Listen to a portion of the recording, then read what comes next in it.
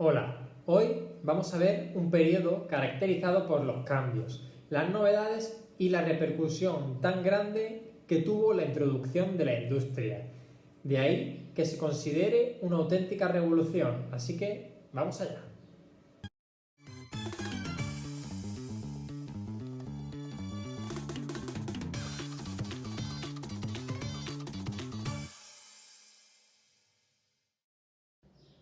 Estamos en Gran Bretaña, en la segunda mitad del siglo XVIII. Aquí es donde tiene origen la revolución.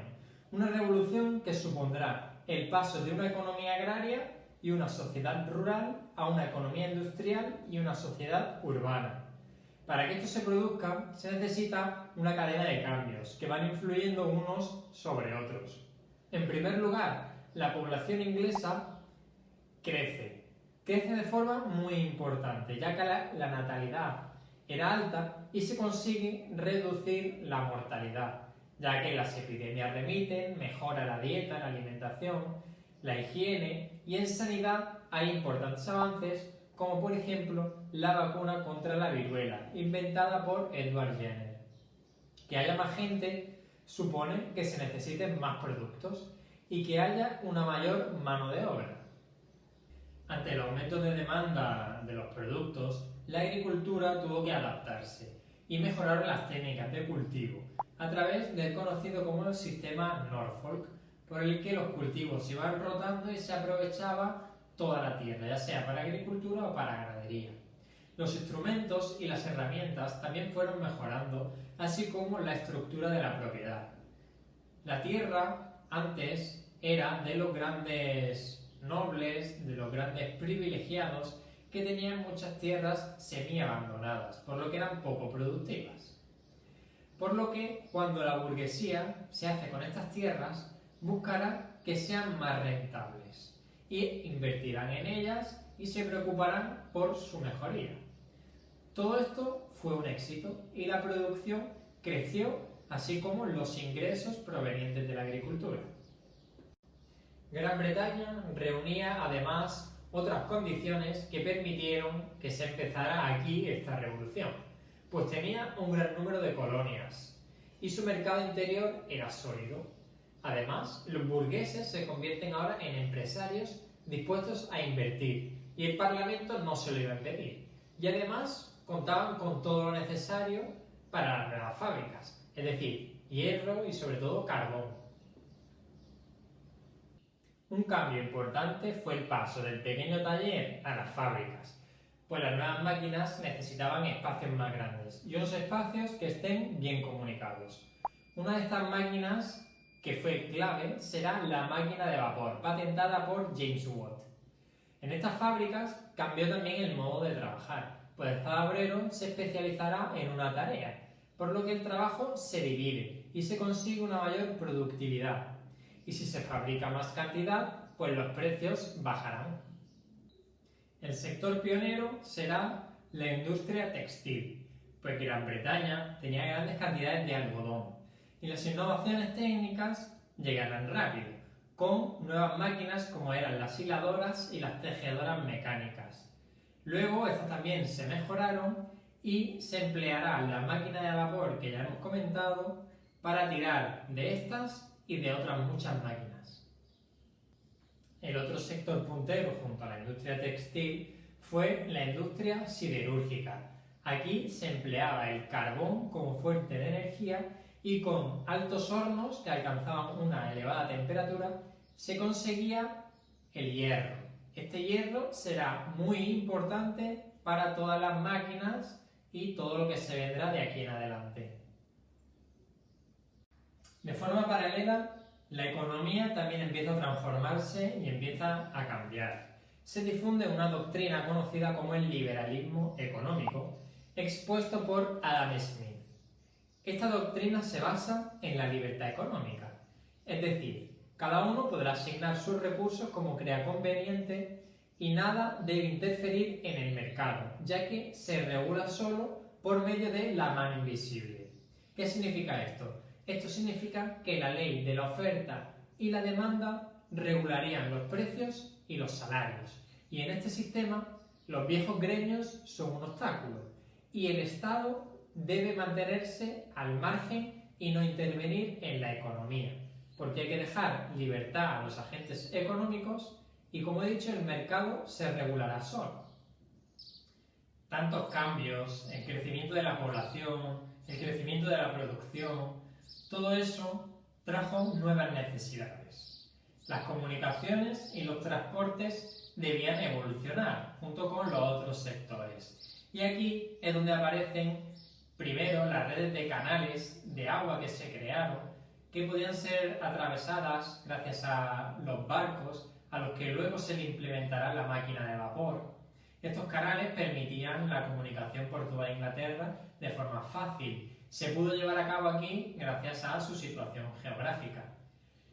De esto luego evolucionó y la comunicación tomará un nuevo protagonista. Se trata del ferrocarril. El ferrocarril empezó usándose en las minas y para llevar materias primas.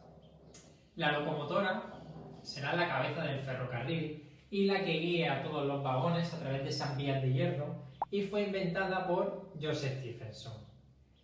Este ferrocarril poco a poco se irá perfeccionando, consiguiendo que sea más rápido, poco a poco más seguro, y del transporte de mercancías se pasará luego al transporte de personas. Los beneficios de este nuevo invento serán enormes.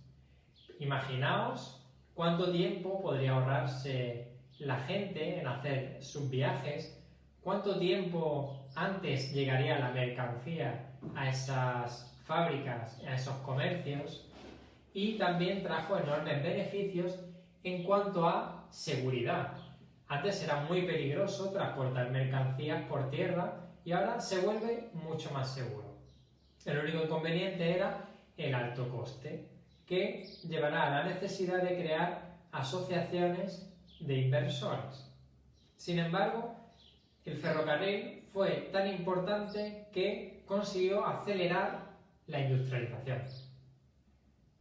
Todo esto que hemos visto podría conocerse como la primera revolución industrial, pero hubo más. La segunda es en la que aparecen nuevas fuentes de energía, como son la electricidad y el petróleo, en la que se desarrolla también una nueva industria, la industria química, y en la que se mejoran y aparecen sociedades de accionistas, los bancos, el trabajo en cadena, la producción en serie, y también en el que las empresas van a ir evolucionando.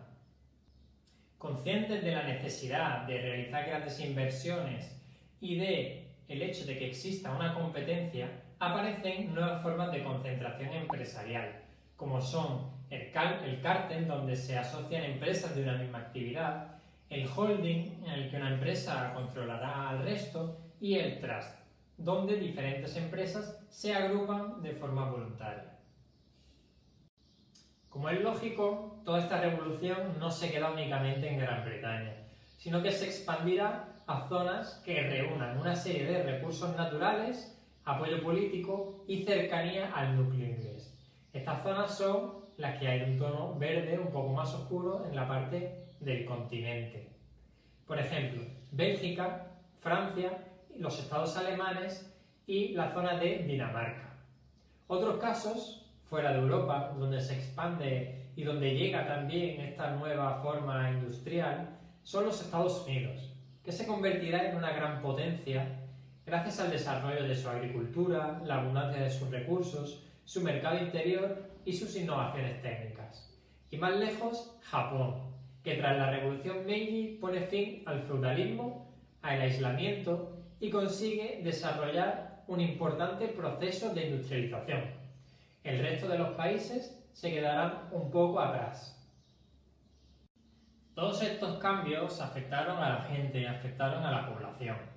Por ejemplo, en el mundo rural, la introducción de las máquinas para trabajar el campo y el crecimiento muy rápido de la población provocaron un excedente de campesinos, es decir, sobraba mano de obra en el campo, por lo que estos campesinos se marcharon a las ciudades en busca de trabajo. Esto hizo que los núcleos urbanos crecieran de forma muy rápida.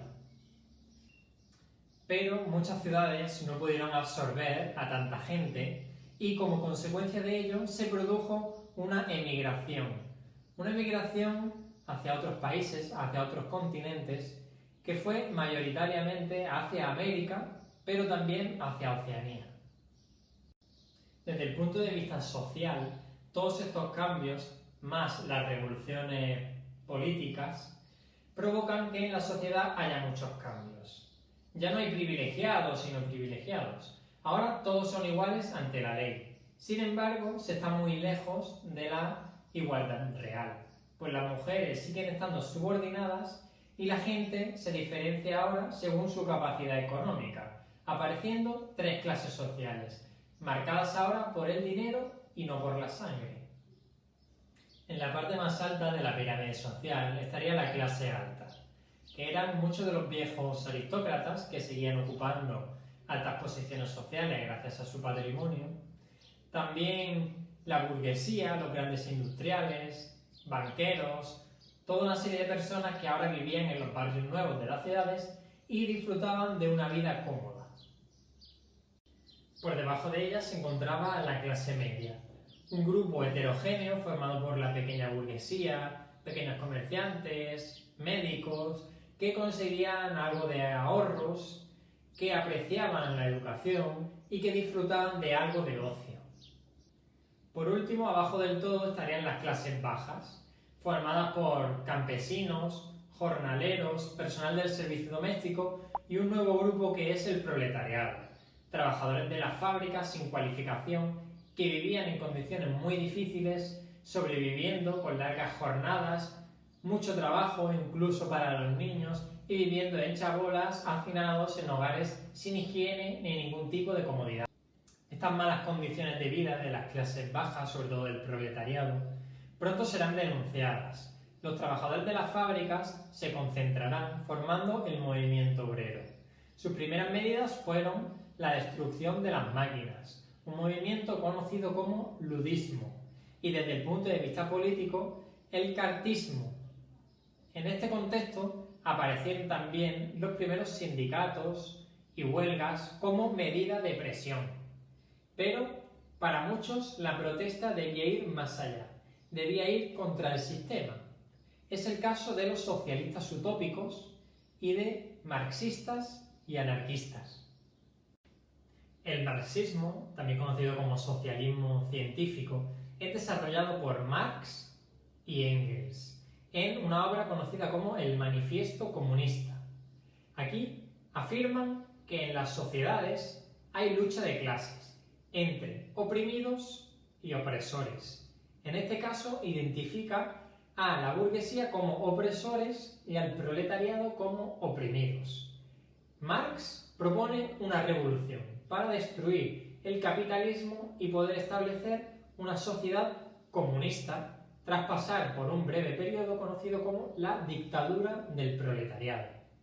Se llegaría así a la sociedad comunista, una sociedad sin clases, sin propiedad privada y donde el Estado desaparecería.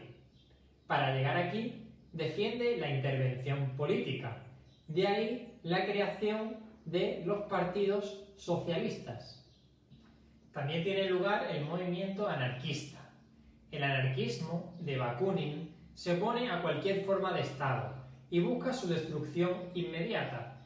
A diferencia del marxismo, rechaza la vía política y piensa en la acción sindical y huelgas como método de actuación revolucionaria. Y hasta aquí hemos llegado. Todos estos son los cambios que se produjeron y que fueron tan importantes que han marcado la economía y la sociedad hasta el día de hoy.